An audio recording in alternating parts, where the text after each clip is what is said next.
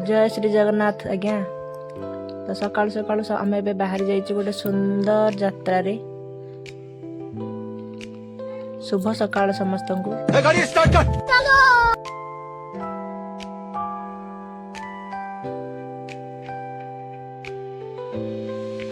तो बर्तमान आम आसिक से जगार पहुँची गलु।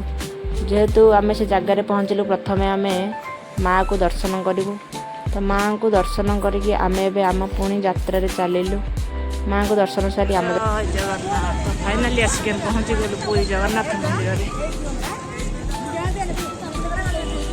तो हठात आमर जगह को देखा इच्छा है आ जगार भी डोरी लगिगला। तो आम बर्तमान आसिक जगार पहुँची जगह को दर्शन कर सारी एवं मंदिर चारिपटे टी परिक्रमा करूँ। एवं भिडियो